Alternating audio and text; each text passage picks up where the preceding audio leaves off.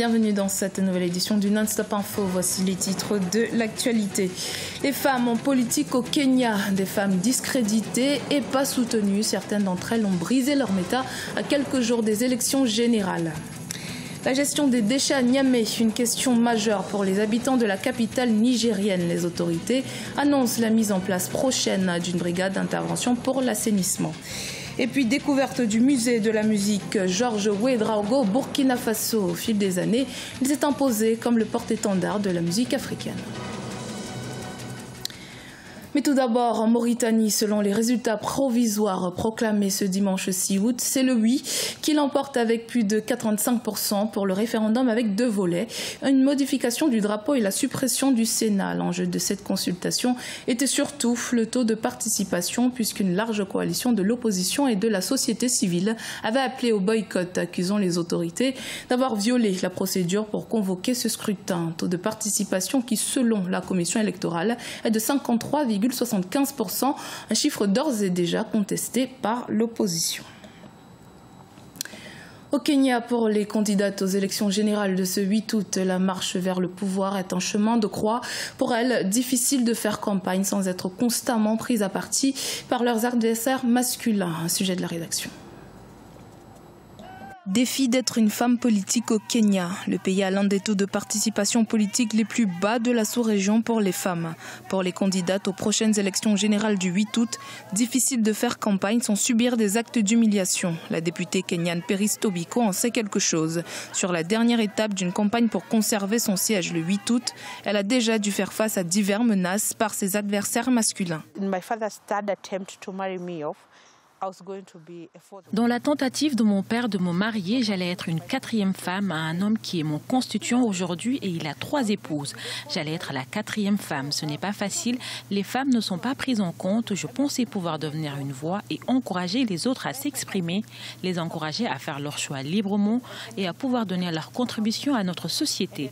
Nous ne sommes pas seulement là pour être dirigés, nous pouvons également prendre des décisions très judicieuses. Peris Tobiko est l'une des rares femmes députées dans une assemblée nationale dominée par les hommes. En 2013, elle est devenue la première femme députée Maasai dans l'histoire du Kenya. Une victoire difficile pour cette femme qui n'a pas reçu le soutien des anciens Maasai, disant que c'était contraire à la tradition pour les femmes d'occuper des postes de direction.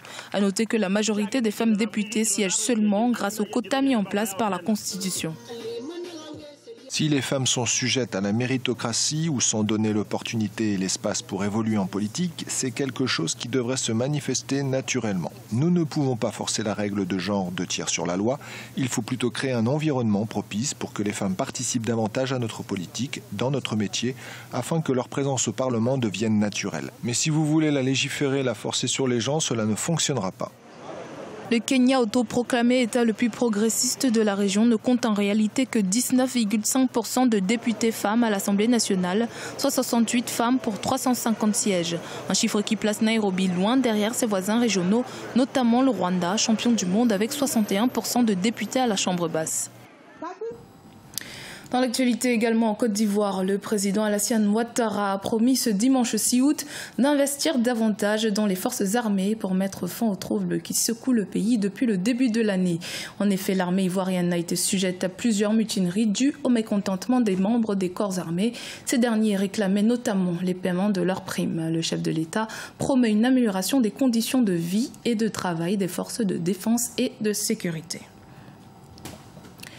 La gestion des déchets de la ville de Niamey est au centre des préoccupations des habitants. La capitale ne dispose pas de décharge municipale ni de station de traitement des eaux usées. Les autorités nigériennes, alertées à plusieurs reprises sur cette question, mettent enfin des mesures en place. Reportage en notre correspondant Sadou Alizé Mokhtar. Une brigade d'intervention pour l'assainissement de la capitale nigérienne. C'est une décision prise par les autorités suite au constat sur la situation peu enviable de la salubrité de la ville de Niamey. Elle répond aux instructions et à l'appel lancé par le président de la République lors de sa visite de terrain effectuée le 14 juillet 2017.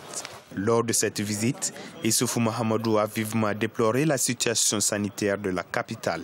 Ce qui me préoccupe au niveau de la ville de Niamey, c'est que la ville de Niamey étouffe. sous les déchets. Il y a des ordures un peu partout. Des caniveaux sont bouchés. Cela provoque un mauvais drainage des eaux de pluie. Cela provoque des inondations. Une semaine après ce constat, le président Issoufou Mahamadou a pris la décision de sanctionner le maire de la capitale pour son incompétence face à la grande insalubrité. Hassan Seydou, maire-président du conseil de ville de Niamey, a été révoqué de ses fonctions. Cette nouvelle brigade devra se consacrer prioritairement au curage des caniveaux pour permettre l'évacuation des eaux de pluie, la réparation des nids de poules et la mise en œuvre d'une stratégie de gestion durable des déchets. Cette brigade va concerner les 5 arrondissements. Donc, elle sera dotée vraiment des outils nécessaires, de la logistique nécessaire pour mener ce travail. Mais aussi, nous allons accompagner ce dispositif à partir d'une plateforme interactive qui permet à la population aussi de participer au fonctionnement de cette brigade, mais à la gestion de l'assainissement. Parce que la gestion des déchets, c'est une question qui concerne toute la population. Depuis 2011, plus de 300 milliards de francs CFA ont été investis dans le cadre d'un programme dit Niamey-Niala ou Niamey-La Coquette pour hisser la capitale du Niger parmi les villes modernes d'Afrique. Reconversion professionnelle des plus atypiques pour le Béninois Fabrice Kossi. Celui qui jusqu'ici était connu en tant que manager artistique s'est tourné vers l'art culinaire. Il propose notamment des menus plus sains et équilibrés. Portrait à découvrir dans ce reportage de notre correspondant Lefti Ounou, commenté par Idelette Mirabel-Bisson. Au Bénin, Fabrice Kossi, une ancienne figure du monde musical, révèle ses talents en art culinaire. En effet, après avoir fait carrière en tant que manager artistique pendant une dizaine d'années dans le domaine culturel dans la sous-région et au Bénin, Fabrice Kossi a décidé d'embrasser un autre corps de métier, celui de la grillade. Après un an de formation au projet Songhai à Porto Novo, il a installé son exploitation agricole et s'est investi dans le domaine de l'élevage. Afin d'écouler ses produits avicoles, il a lancé sa start-up dénommée Black Mix Food. Pour moi, vouloir des grillades pas chères et très bien faites, c'est un problème puisqu'on est nombreux en voulant se dire mais qu'est-ce qu'on va manger aujourd'hui? C'est ça le déclic. C'est ça qui a été mon déclic. Je me suis dit aujourd'hui je me lance dedans et en même temps je voulais montrer qu'on pouvait faire de la cuisine, qu'on pouvait faire de la restauration en utilisant de très bonnes bases marketing et communicationnelles et d'événementiel en fait. Fabrice Kossi met ses talents de communicateur et de manager au service de sa start-up. Il propose depuis près d'un an aux Béninois une cuisine bio et locale, notamment la grillade de poulet, de bœuf ou de poisson. Ces menus sont directement concoctés devant les clients constitués de toutes les couches socio-professionnelles. C'est le meilleur au niveau des assaisonnements. Il est extraordinaire sur ce point-là parce que j'ai pu discuter avec lui. Je sais qu'il me fait mariner ses viandes plusieurs heures à l'avance, ce que certains restaurateurs ne font pas ici. Il s'investit beaucoup. Vous le voyez lui-même sur son stand, malgré qu'il y a des gens pour l'aider. Il est sur le stand, il travaille, il satisfait sa clientèle, il va de gauche à droite, mais il s'échine vraiment, quoi. Donc ça marque, on voit de la passion, on voit qu'il aime ce qu'il fait, c'est super, ça donne envie de manger, quoi. La start-up Black Mix Food enregistre un chiffre d'affaires hebdomadaire de près de 200 000 francs CFA. Fabrice Kossi s'inscrit ainsi dans le concert des promoteurs de la consommation locale. Depuis 30 ans, le musée de la musique Georges Ouédraogo au Burkina Faso accueille chaque année des centaines de visiteurs. Des visiteurs amoureux de ce lieu qui, au fil des ans, s'est imposé comme une véritable vitrine du patrimoine musical africain. Un reportage de notre correspondant Jean-Paul Ouédraogo. Vieux de plus d'une trentaine d'années, le musée de la musique Georges Ouédraogo reste l'un des sites touristiques les plus visités au Burkina Faso. Situé sur l'avenue d'Oubritenga, en face du lycée Philippe Zenda Kaboré, son architecture unique en terre stabilisée est le fruit d'une réhabilitation que le bâtiment a subi en 1998. Lieu de conservation et de diffusion d'informations ethnographiques, il enregistre, selon l'inventaire le plus récent, plus de 300 objets. Selon la classification classique, il y a 4 familles d'instruments dont nous disposons donc au musée de la musique Georges Ouédraogo. Il y a d'abord les cordophones ou encore donc les instruments à cordes.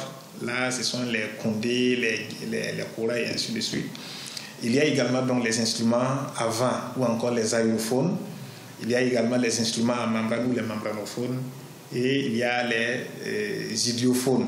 voilà, tels que les xylophones, le balafon et ainsi de suite. Chaque année, de nombreux visiteurs y viennent, qui pour exposer, qui pour des besoins pédagogiques ou d'information. Au-delà de l'aspect matériel, le musée dispose également d'un nombre relativement important d'archives audiovisuelles. Pour la jeune génération d'acteurs culturels, c'est un espace qui compte parmi les héritages du pays. Que je viens de façon circonstancielle lorsque le besoin s'exprime.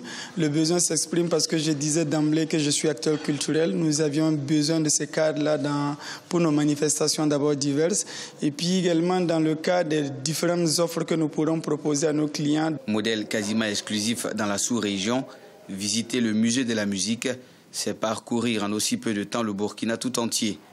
Institution publique, il reste ouvert à tous, public national, scolaire et expatriés, sans aucune condition administrative particulière.